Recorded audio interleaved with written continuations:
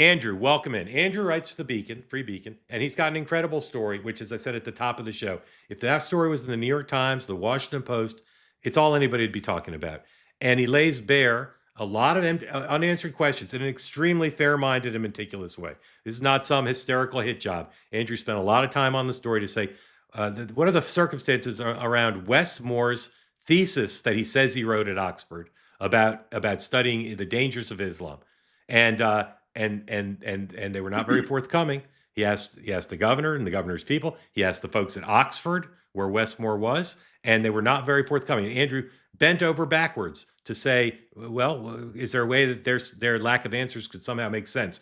Andrew, with that somewhat stilted, awkward, inarticulate intro, tell people in your own words, what's your story about, and why do you think it's an important series of questions about Wes Moore? Yeah, thanks for having me on, Mark. In 2006, Wes Moore, fresh off a deployment to Afghanistan, obtained a really prestigious post as a White House fellow in the Bush administration. And in his application for that post, he made a claim that he was a Rhodes Scholar at Oxford, was able to confirm that. And he claimed that he studied radical Islam in the Western Hemisphere and published a thesis titled The Rise and Ramifications of Radical Islam in the Western Hemisphere that made him recognized as a foremost expert on the topic. That's what he put. I'm going to stop you just because I've been in your shoes. You're so close to it. I'm just going to annotate a little bit for folks. Sure. That's what he put. White House fellows, they're about 30 a year, maybe fewer. But it's a very prestigious one-year position. You apply for it the way you would apply to any sort of fellowship. And he put in his application, he said, writing this thesis made me one of the foremost experts on radical Islam. Go ahead. Right. That was news to us. Never heard of Wes Moore being an expert on Islam. It was also news to pretty much every single expert on radical Islam that we could find. They all said that they'd never heard of this guy in the context of being a radical Islam researcher. They knew him as the governor. So this was news to everyone. Reached out to the governor's office well over a month ago asking, hey, can we see a copy of this document that you claimed made yourself, the guy on radical Islam? Didn't get a response. Reached out to Oxford, got connected to their Bodleian libraries, and a senior library assistant told me there that she did an exhaustive search and couldn't find a trace of a thesis by Wes Moore. So that's not good. That library assistant also told us that the only real valid reason why they wouldn't have a thesis from someone like Wes Moore, who graduated with a MLit or a Master's of Letters from Oxford, is if they never submitted their thesis, then he may not have graduated. So we reached out to Moore's office again with that information, saying, "Hey, the facts are kind of pointing to here that maybe you didn't graduate from college as a master's student." They produced a degree confirmation form, which shows that he did submit or that he did complete his studies. But this is where things go from bad to worse for Moore. One, the form shows that he graduated much later than he claimed. In his resume for this White House post, he said that he graduated in both 2003 and June of 2004. So it's already contradictory.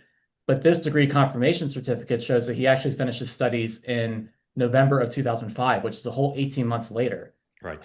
So there are discrepancies throughout the story that Wes Moore has told. Mm-hmm. He claimed he was an expert. There are different titles for the thesis, two different titles for the thesis, and that's what the form also showed too. Yeah, you'll read the story. It's. Let's cut to the chase here. The guy has a history of not telling the truth about his resume, and when he's failed to tell the truth about his resume, it's always been to the upside. It's always been more politically advantageous to say what he said. Did he win? Is it Bronze Star, Purple Heart? What is it? Bronze Star, right? Yeah, he claimed in the same application that he earned a Bronze Star, which at the time was not true. He ended up getting that award last year, but that's only because his good buddy resubmitted it for him in the military. So he's not told the truth, whether it's oversight or not. But again, there's a pattern, and that's really what Andrew writes about in such a fair-minded way. He's not told the truth about his military accommodations. He's not told the truth about where he went to school or where he grew up. And when he's been called on it, the press hasn't really called him on it sufficiently. And one of the most revealing things to me, Andrew, in your story is his people did not talk to you on the record. They talked to you off the record, so you can't talk about that. But when they did talk to you on the record, they said you were engaged in a conspiracy theory, which is like right out of the Trump playbook. There's no conspiracy. I mean, you're not accusing anybody of a conspiracy. You're saying the guy seems to have potentially lied about his background in order to get this White House fellowship, and that he's never been corrected. That's not a conspiracy. That's just a guy not telling the truth. He's a very ambitious guy. He's a very talented guy. He's accomplished a lot in his life. But this is a pattern in practice that if your story is right, that's troubling. It just is. So, what's your theory about what he actually did? What's your view of what seems to have actually happened? He wrote a thesis of some sort. He did go to Oxford, right? He was Yes. there. To raise one more thing, and then I want the governor to take over the questioning because I can tell his Ellery Queen hat is working overtime. He writes in his book, you quote this in the story, about spending time in the Middle East. And he writes about this sort of series of scenes as if he's like Indiana Jones, where he's meeting with lots of different people and observing kind of the culture. Did that happen? Did he spend a lot of time just kind of observing and reporting for his academic work in the Middle East? Yeah, he said he did that with a broken understanding of Arabic. One of the experts I talked to, he was like, "Look, that's going to be really challenging to Yeah, observe what's going on in mosques in Lebanon if you can't yeah. understand Are the there language that they're speaking." are there photos of that, or is there any No, documentation? No. no, So we asked, they didn't provide. right. So again, I'm not. I don't. You can pass if you don't want to answer this. But do you think this is just a very ambitious guy puffing things up, or is it more profound than that? Well, for starters, he could not produce the thesis. Moore Yeah. does not have the thesis. He did not submit it to the university's library. So this is a missing thesis that he claimed And made him a foremost expert. what year? I know he's shifty on the year, but this is like the early 2000s, right? Yeah, around like 2004, Okay, 2005. so pardon me for not remembering. Were there computers in popular use then, or would he have done it on a Yeah, typewriter? Yeah, it there was, were. yeah. Yeah. So there's a computer. So there's got to be some floppy disk. The guy wrote a thesis that he claimed made him a foremost expert on Islam. Do they say they don't have the thesis, or that they just don't want to give it to you? They don't have it.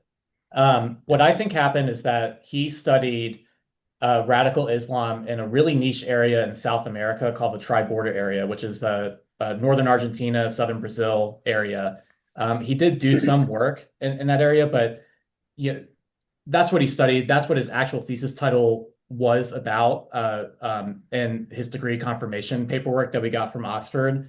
And what I think, this is speculation because we don't have the thesis, but then in 2006, he's going for this prestigious White House job. He ends up getting it. He's working directly under the Secretary of State at the time, Condoleezza Rice, and he changes the thesis title to the entire Western Hemisphere to make it seem like America didn't really care about terrorism in southern South Yeah. America. We Yeah. cared about terrorism on our border, and it's like he rejiggered his own thesis to make it seem more relevant to the job Yeah. that he was going to. Yeah.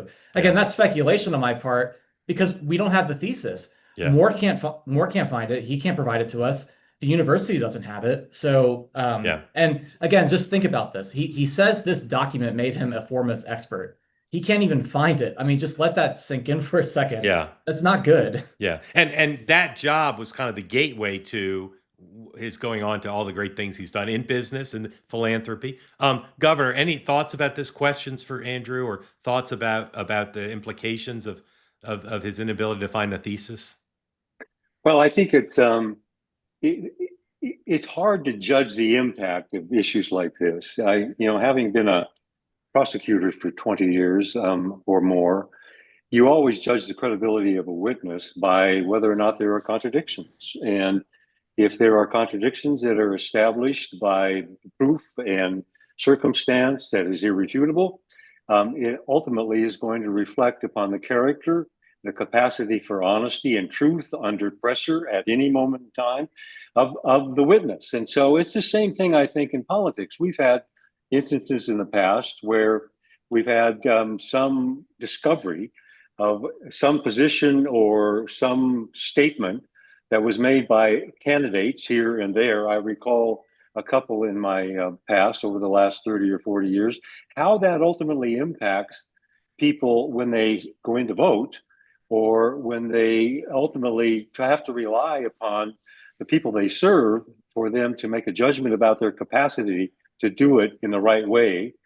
It's difficult to judge that, to know what those impacts are going to be. Yeah. And frankly, with the advent of the internet, as I'm listening here today and listening to Andrew, you think about how many lies have been chronicled that have come from Donald Trump over the course of the last numerous years. I think it's thousands is what I have seen in the past, and I don't want to speak out of school. Do you mean in the past week or? No, I mean, I think there's actually a tabulation that's kept someplace. There is. And sometimes they add some things in I wouldn't have added in, but there are plenty to cite. And I think that we probably can't calculate how people are going to react to that either. Yeah. Because there's so much untruth on the internet. Yeah. And it is replaced tomorrow with more untruth. And I think that's part of what's going on in the country politically, is that people cannot keep up, number one. Number two, it's full of so much grievance and anger and bitterness that they don't know how to attribute any credibility to it. So at the end of the day, even though I think Andrew has reported on something to try and determine the truth of the matter, I have no idea how ultimately that will translate to support from voters. And in a trial, I would tell you that I would argue the case vociferously before the jury that you can't believe anything that the witness said. Yeah. But that's, I think, a difficult argument to make in these days. I want everybody to go read Andrew's story because it's just a great piece of journalism, and he bent over backwards, appropriately so. To be fair, he didn't jump to conclusions. I'll say, Andrew, there's a few snide remarks in there, a little sarcasm, but it's the Beacon. It's fine. But the journalism, the reporting is first class, and if there's any justice in the world, every news organization in the country is going to read Andrew's story. They're going to say, this raises a lot of questions. The spokesperson for Oxford, who, for reasons that are not clear to me, is a big Democratic donor. She's an American who's been in that job for a while. The Beacon now has a second story up because she's quoted in the original piece, but she decided she didn't like what she was quoted as saying. So she wants her full quote, and she comes to Wes Moore's defense. Again, my spidey sense is the more people thought, we'll stonewall Andrew, we'll try to kill the piece. If we can't kill it, we'll just say the Beacon's a right-wing hit job. They're accusing a great American veteran of a conspiracy. Their response doesn't make any sense. And Wes Moore, it's just an objective fact. He's got a history of not telling the truth about his biography. He just does. There's 5 examples previous to this, and this is a pretty big one. The story's a little complicated because Andrew was very diligent. Every discrepancy, Andrew runs down and says, here's the discrepancy, here's what it means. The fact that he doesn't know when he wrote it, what the title was, he says he went on to get an advanced degree after the master's, but there's no indication of who he studied with. There's just a lot of questions about this thing, and the reaction of the Moore people in the piece, it's not going to quiet you. It's not going to say, well, they explained it and Andrew was petulant. No, to the contrary. So go read the piece, and then we'll together here as a community, we'll track whether the New York Times, the Washington Post, the Baltimore Sun, the Wall Street Journal, we'll track Politico. We'll track whether they'll say and whether they source Andrew and they say, well, Wes Moore does some explaining to do, because this is not an incidental thing. This is a claim of expertise and of an accomplishment that led to being a White House fellow, that led to the future business, philanthropic, and political opportunities that Wes Moore has had. And I don't think it's explained. I don't think they've explained it. And this is real stuff. This is not gotcha. This is real stuff. So, Andrew, well done. Thank you. Christmas is coming, folks. And if you haven't bought stuff from Cozy Earth yet for yourself or for your loved ones, my, ho, ho, ho, you're making a big mistake. The stuff from Cozy Earth is very high quality, very comfortable, whether it's the sheets, the towels, the bubble cuddle blanket, the pants, the shirts. It's all very great. And now it's available to you for a limited time for 40% off. Go to CozyEarth.com. Use the promo code 2WAY. Give the gift of everyday luxury this holiday season. Buy something for yourself, but also buy something for pretty much everybody on your list. The code will work for you now for 40% off. The bubble cuddle blanket will change your life. It has changed mine, and dogs love it. If you got a dog, just put the bubble cuddle blanket down. I recommend having it, folding it in half, putting it on the ground. Your dog will be in heaven, but it's also good for humans. It's all available to you now with an extraordinary 40% off. Go to CozyEarth.com, promo code 2WAY, to give the gift of comfort that lasts beyond the holidays and into a cozy 2026.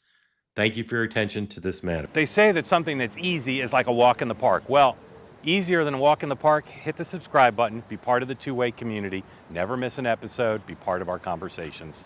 Thank you for your service to America. And don't forget, you can now listen to the morning meeting and Two-Way Tonight on Apple, Spotify, or wherever you get your podcasts.